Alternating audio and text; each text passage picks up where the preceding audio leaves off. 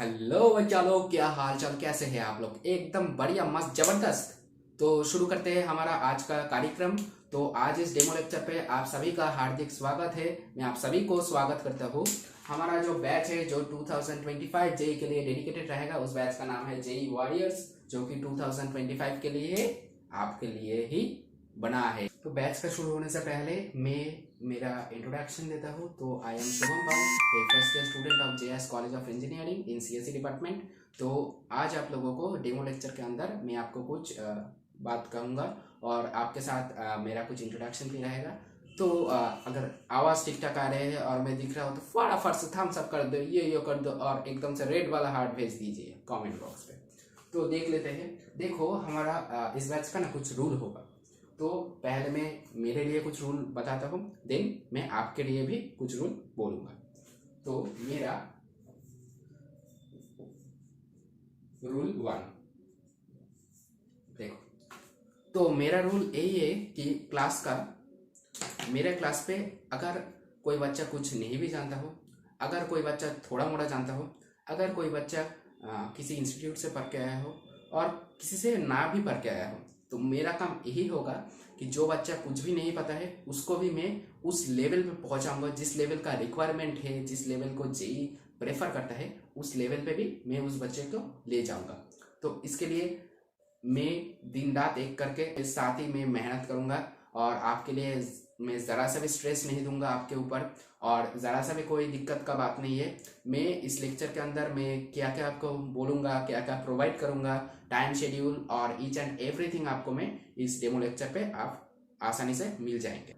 आपको मैं मेरे के ऊपर ज़रा सा भी मैं डाउट नहीं करूँगा। मैं ना दिन रात 24 घंटा मेहनत करने वाला बंदा हूँ, तो आपको भी ज़रा सा भी मैं टेंशन नहीं दूंगा। आपको लेक्चर के बाद कुछ डीपीपी प्रोवाइड कर दिया जाएगा एक टेलीग्राम ग्रुप के। उसका link each and every video का लिंक का डिस्क्रिप्शन पे आपको मिल जाएगा। उसके साथ साथ ही आपको मिल जाएगा उस डीपीपी का सॉल्यूशन नेक्स्ट डे, वो भी मैं लाऊंगा और डीपीपी की मैं ही रेडी करूंगा पीडीएफ। सो आपको कोई टेंशन नहीं है। अगर मैं आपके लिए इतना सारा कुछ कर सकता हूँ तो आपको भी मतलब मेरे लिए कुछ करना पड़ेगा। तो मेरा रूल नंबर 1 यही था कि मैं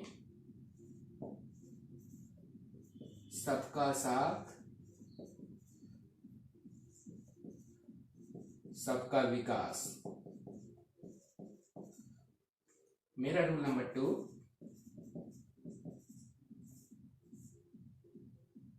24 आवर्स हार्ड वर्क। ठीक है, ये हो गया मेरा rule number 1 and rule number 2। तो अब मैं आपको लिए कुछ रूल वगैरह में देता हूँ। तो आपका रूल नंबर 1 क्या होना चाहिए? देखो, रूल 1। तो आपका रूल नंबर 1 क्या होना चाहिए? देखो, मैं पिछले साल ड्रॉप दिया था, तो मैं एक ऑनलाइन कोचिंग पे भी पढ़ रहा था। तो ऑनलाइन का बच्चों का यही दिक्कत है, क्योंकि ऑनलाइन पे ना टीचर होता है, जो मेंटर होता है, उसको पता नहीं है कि सामने वाला बंदा कैसे माइंडसेट का है। तो इसीलिए उसको ना क्या करना पड़ता है, पेशेंस। तो ज़रा सा बात पेशेंस रखना। क्यों मैं पेशेंस रखने के लिए बोल रहा हूँ?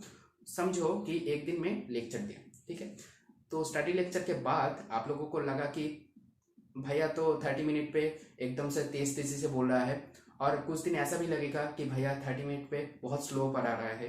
तो आपको ना पेशेंस मेंटेन करना होगा, क्योंकि मैं जब इस ऑनलाइन प्लेटफॉर्म पे मैं अभी पढ़ा रहा हूँ, तो इस प्लेटफॉर्म पे सिर्फ आप अकेला ही नहीं हो, आपके साथ साथ आपका बहुत सारे फ्रेंड्स है, बहुत सारे लेवल्स का बच्चा है। एक बच्चा है जो कि बहुत इंटेलिजेंस है, एक बच्चा है कि थोड़ा थोड़ा पता है, एक बच्चा है कि कुछ भी नहीं पता है। तो मैंने सोचा कि चलो सबको साथ लेके एक ऐसा मतलब काम किया जाए, जैसे कि जो बच्चे को कुछ भी नहीं आता, जो बच्चों को कुछ भी आता है, उसको एक ऐसा लेवल पे अप्रोच किया जाए जैसे कि आप सभी लोगों का जेई मेंस पे अच्छा सिलेक्शन और जेई एडवांस का अच्छा तैयारी दिया जाए। तो आपके लिए रूल नंबर 1 यही रहेगा कि पेशेंस। रूल नंबर 2 आपके लिए, रूल नंबर 2 आपके लिए होगा कि कंसिस्टेंट। अब कंसिस्टेंसी मतलब देखो, ऑनलाइन पे जब कोई चीज़ नया नया शुरू होता है तो बहुत सारा बच्चा, बहुत सारा स्टूडेंट एक साथ होता है, पर जब जब दिन दिन गुजरता है तब तब ना बच्चों के अंदर जो जुनून, जो एक आग होता है ना, वो बुझ जाता है। तो आपको वैसा नहीं करना, एकदम से स्टार्टिंग से एकदम एंड तक आपको मेरे साथ रहना है। मैं जो जो बोलूँगा आप वो कर फॉलो करना। आपका जेई मेंस और एडवांस पे सिलेक्शन कोई नहीं रोक सकता। और थर्ड जो आपके लिए मैं रूल नंबर बोलूँगा वो है रूल नंबर 3। वो क्या है? आज का काम आज। मतलब देखो, मैं मेरा लेक्चर के बाद आपको एक डीपीपी प्रोवाइड करूंगा, वो आप रात पे ही आप लोग एक्सेस कर पाएंगे। तो उस डीपीपी का सॉल्व करना। डीपीपी पे क्या इंक्लूड रहेगा? मैंने उस दिन पे जो भी आपकी थ्योरीज वगैरह, जो भी कंसेप्ट वगैरह और जो भी एप्लीकेशन वगैरह मैंने आपको सिखाया है, उसके बेसिस पे आपको डीपीपी दिया जाएगा। आज का काम आज का मतलब है वो सारे डीपीपी को आपको आज ही, ठीक है, आपको आज ही करना है। एकदम से भाई ठान लेना कि आज अगर मैंने इस काम नहीं किए, अगर मैं सोया तो मैं सोऊंगा नहीं, जब तक नहीं करूंगा तब तक सोऊंगा नहीं। पर ऐसा कुछ बात नहीं है, ठीक है, मतलब बैकलॉग नहीं होना देना। ऑनलाइन का ये सबसे बड़ा गलती यही है कि स्टूडेंट का बैकलॉग क्रिएट हो जाता है, ठीक है, और बैकलॉग के लिए वो खुद ही जिम्मेदार है। तो कभी भी अपने लाइफ पे बैकलॉग वर्ड्स आने नहीं देना। तो आज का काम आज करना, ठीक है। तो ठीक है, अब आते हैं टाइम टेबल के बारे में। तो टाइम टेबल के बाद आप लोगों को बोला जाएगा कि लेक्चर का ड्यूरेशन क्या रहेगा और डीपीपी का जो सोल्यूशन वगैरह है वो आप कैसे एक्सेस कर पाएंगे, वो सारा कुछ आपको मिल जाएगा। तो पहले आता है time table.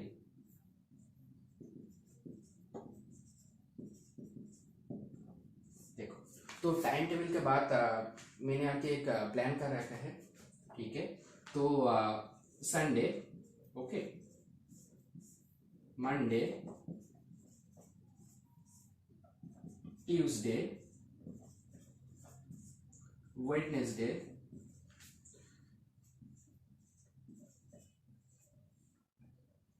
Thursday, Friday and Saturday, ठीक है। तो आपके लिए कुछ प्लान वगैरह है वो मैं बोल रहा हूँ। तो संडे में मैं सोच रहा हूँ कि मैथ, ठीक है, मैथ्स का एक लेक्चर होगा। कितना टाइम पे होगा? फर्स्ट ऑफ ऑल, फर्स्ट 1 और 2 महीना 1 to 1.5 आवर के लिए होगा, ठीक है, क्लियर है। फर्स्ट पे क्या होगा? संडे पे मैथ्स होगा, 1 से 2.5 घंटे के लिए होगा सेकेंड दिन। और उसके बाद मैं आपको एक बात बोलता हूँ कि इसके बाद क्या होगा? डीपीपी होगा, ठीक है। डीपीपी आपको कैसे मिलेगा? जिस दिन मैंने इस लेक्चर को कंप्लीट करूंगा उस दिन ही रात को मेरे टेलीग्राम एक चैनल होगा, उस टेलीग्राम चैनल पे मैं मेरा डीपीपी अपलोड करके दूंगा। उस डीपीपी को आप सॉल्व करेंगे, ठीक है। तो इसके बाद आ जाते हैं मंडे। मंडे पे क्या होगा? देखो, मैथ पे इस दिन संडे पे मैं जो लेक्चर है कि मैं रखा हूँ, उस लेक्चर पे जो थियोरिटिकल नॉलेज और जो मैथ वगैरह मैं कुछ कराऊंगा उसके कोरिस्पॉन्डिंग आपको और भी प्रैक्टिसेस रिक्वायरमेंट है। तो उस रिक्वायरमेंट के अकॉर्डिंग आपको मंडे पे इस डीपीपी का, ठीक है, ये जो डीपीपी है, इस डीपीपी का सॉल्यूशन, डीपीपी सॉल्यूशन, ओके।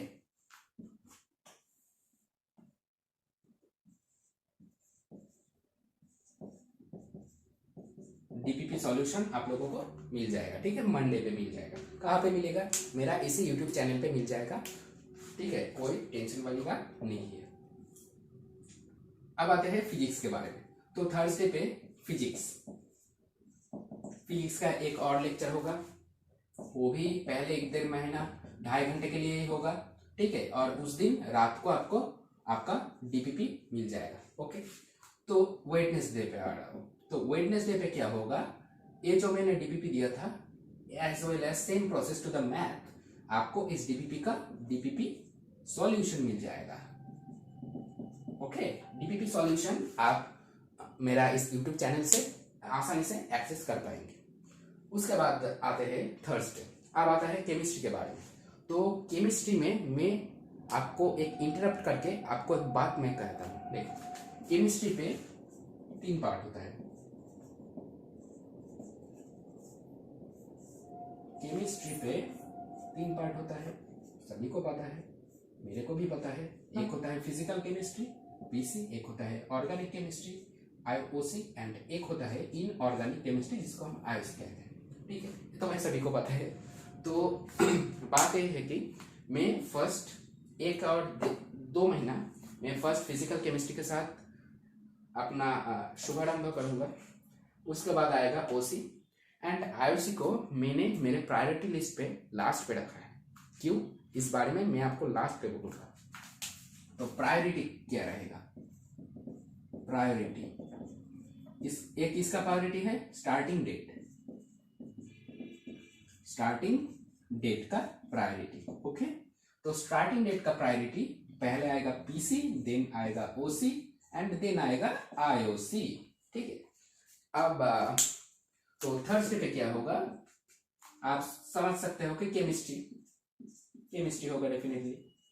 अब केमिस्ट्री पे पहले तो भाई पीसी होगा, उसके बाद ओसी एंड उसके बाद भाई आईओसी होगा। ठीक है, तो केमिस्ट्री भी होगा 1 और 2.5 आवर के लिए, एंड उस रात को ही आपको डीपीपी सॉल्यूशन डीपीपी मिल जाएगा। और उसके बाद यह आता है फ्राइडे पे आपको डीपीपी का सॉल्यूशन मिल जाएगा। सॉल्यूशन इसका डीपीपी का। ओके, और सैटरडे देखो मैंने एक चीज सोचा। ठीक, देखो मैथ्स तुमका सबसे ज्यादा रिक्वायरमेंट किस सब्जेक्ट का अंडरस्टैंडिंग पे तुमको जाएगा? पहला जाएगा maths, it is your first मतलब प्रायोरिटी रहेगा। बट एक चीज तुमको मानना ही पड़ेगा, जो बंदा जितना ही अच्छा मैथ्स पे होना हो, जेई मेंस और एडवांस पे मैथ्स पे फुल पाना, डेडिकेटेड से आपको पहले से पढ़ना होगा, नहीं तो आप मैथ्स पे फुल से फुल मार्क्स नहीं ला पाएंगे। तो मैंने सोचा कि चल मैथ्स के बाद आता है हमारा physics is most scoring subject. मैंने ये बात आपको क्यों बोला? तो physics is the most scoring subject. मैंने आपको ये बात क्यों बोला? देखो, फिजिक्स पे कुछ ऐसा चैप्टर है जिस चैप्टर से क्वेश्चन आना ही आना है, और वो भी मतलब छोटा चैप्टर, कुछ 8 और 9 फॉर्मूला से, कुछ 3-4 फॉर्मूला है और कुछ छोटा मोटा कंसेप्ट है, उससे आपका वो क्वेश्चन आना ही आना है। और आपको जेईई मेंस पे ऑब्वियसली फिजिक्स आपका स्कोरिंग सब्जेक्ट रहेगा। उसके लिए मैं सोचा कि चलो पहले हफ्ते और मैंने सैटरडे को छोड़ दिया। ठीक है, पहले हफ्ते मैंने सैटरडे को छोड़ दिया। तो मैंने सोचा कि दूसरे हफ्ते से मैं सैटरडे पे क्या रखूंगा? फिजिक्स अभी तक। ठीक है, मतलब मैं तो अब टेंटेटिव डेट आपको नहीं कह सकता, पर ज्यादा से ज्यादा अभी तक 1 महीने तो भाई फिजिक्स से चलेगा। उसके बाद अगर कोई चेंज आएगा तो आप ऑलरेडी नोटिफाई हो जाओगे, उसके लिए कोई परेशानी नहीं है। तो फिजिक्स का एक लेक्चर होगा, वो भी 1 से 2.5 आवर्स के लिए। ठीक है, सैटरडे पर होगा। और आपको मैं एक और बात कहता हूँ, देखो सैटरडे जब निकल गया, आपके हाथ से निकल गया, उसके बाद क्या आएगा? फिर से संडे आएगा, मंडे आएगा। ठीक है, तो जब सैटरडे पे जब मैं फिजिक्स एक्स्ट्रा लेक्चर जो जब मैं वीकेंड पे लूंगा, तो उसके बाद जब आपका जब ट्यूसडे आएगा, ठीक है, ट्यूसडे सपोज आप समझ लीजिए कि सैटरडे पे काइनेमेटिक्स। ठीक है,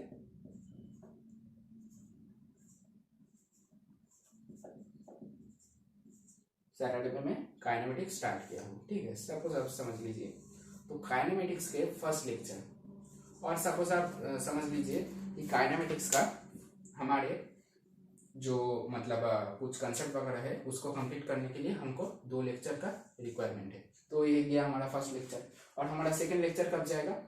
ट्यूसडे को। ठीक है, जब ट्यूसडे आएगा, जब ट्यूसडे के बाद जब मैं आपको रात को जो डीपीपी भेजूंगा, वो डीपीपी एकदम सैटरडे और ट्यूसडे को मिक्स करके डीपीपी आएगा। समझ रहे हो मेरे बात। और डीबीपी का सॉल्यूशन भी वैसे ही वेडनेसडे पे डीबीपी का सॉल्यूशन एकदम से मिक्स सॉल्यूशन आएगा, आपका कोई परेशानी नहीं रहेगा, क्योंकि मैंने बहुत चीज देखा है। देखो सच्चा बात, देखो मैथ्स का जो बच्चों का जो प्रॉब्लम मैक्सिमम फेस करते हैं वो है कि मैथ्स लॉट्स ऑफ प्रैक्टिस का रिक्वायरमेंट है। मैथ्स पे आप जितना ज्यादा प्रैक्टिस करेंगे उतना उतना आप ज्यादा अच्छे बनते रहेंगे। तो आपको मैथ्स के लिए बहुत ज्यादा प्रैक्टिस करना है, और प्रैक्टिस तो मैं करवाऊंगा ही, उसके साथ साथ डीपीपी आपको भेजवा जाएंगे। एवरी डे आपको 10 to 15 डीबीपी आपको दिया जाएगा मैथ्स, फिजिक्स एंड केमिस्ट्री को मिला के। और धीरे धीरे जब आप ग्रो करेंगे तो ग्रो करने के साथ साथ आपको उस डीपीपी का जो नंबर और जो वैल्यू है उसको भी धीरे धीरे इंक्रीज कर दिया जाएगा। परंतु ये डेमो लेक्चर है, तो मैं आपको आज कुछ नया, कुछ टॉपिक और कुछ चीजें स्टडी रिलेटेड कुछ स्टार्ट नहीं करूंगा। जस्ट मैं आपको बोल रहा हूँ कि कैसे कैसे हम हमारा बैच को स्टार्ट करेंगे और कैसे कैसे आपका प्रोग्रेस होगा, उसके बारे में कुछ बातचीत आप करके ये डेमो लेक्चर हम एंड कर देंगे। ठीक, चलो देखो लाइफ का ग्राफ। मैं आज आपको एक चीज समझाऊंगा, जो ग्राफ है टाइम, ठीक है, टाइम वर्सेस लाइफ। और छोड़ो लाइफ छोड़ो, तुम एफिशिएंसी समझो।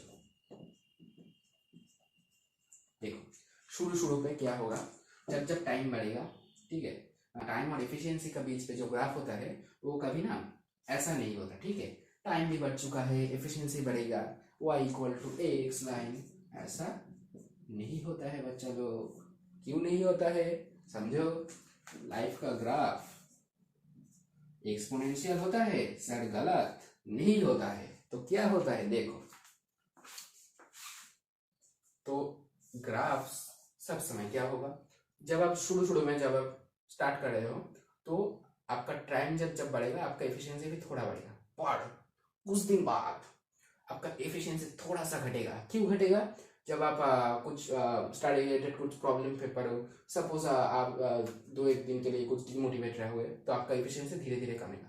पर उसके बाद जब आपको समझ पाएगा कि हाँ मेरे को फोन ना है चाहिए मेन के, उसके बाद थोड़ा सा और बढ़ेगा, उसके बाद थोड़ा सा गिरावट आएगा, ऊपर नीचे होगा, ठीक है, ऑसिलेशंस होगा थोड़ा थोड़ा।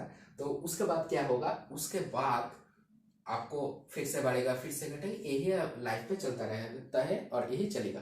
पर मेरा काम क्या होगा, मेरा काम होगा कि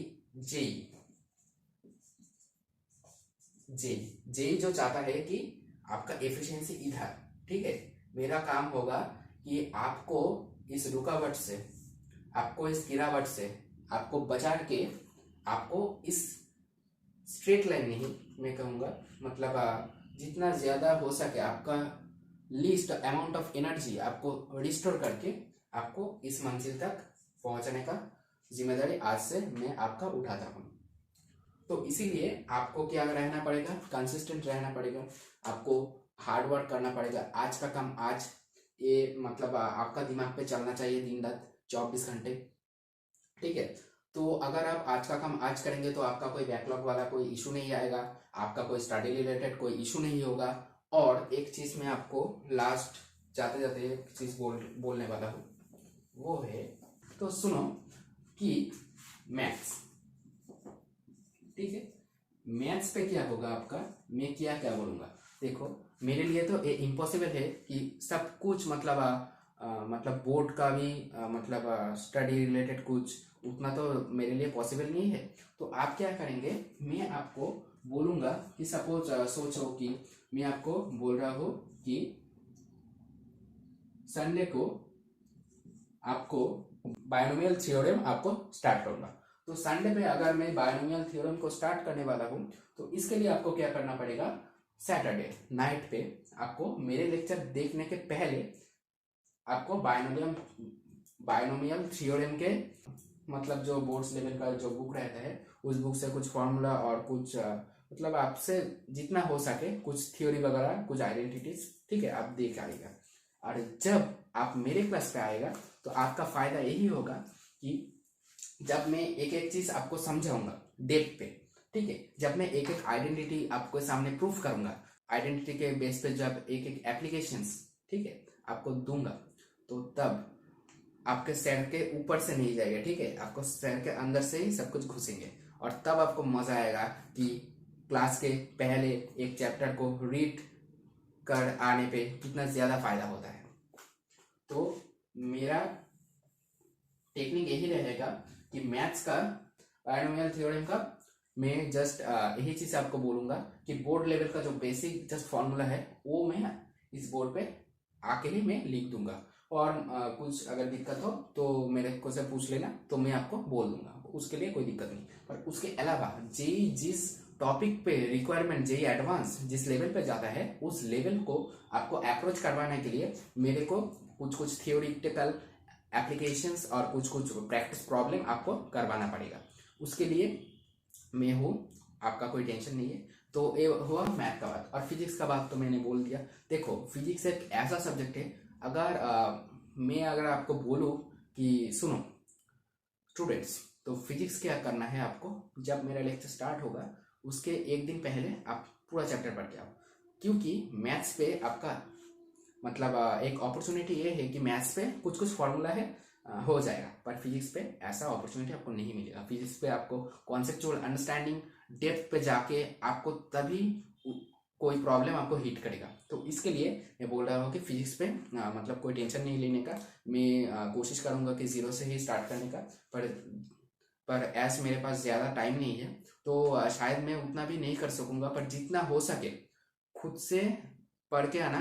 पढ़ने के बाद मेरे लेक्चर पे आप जब आओगे तो एक एक बेसिक कॉन्सेप्ट और उसके करस्पॉन्डिंग एप्लीकेशंस आपका एकदम से स्ट्रांग हो जाएगा। उसके साथ साथ मैं कुछ प्रॉब्लम वगैरह भी लूँगा जो कि आपका कॉन्सेप्चुअल अंडरस्टैंडिंग पे हेल्प करेगा।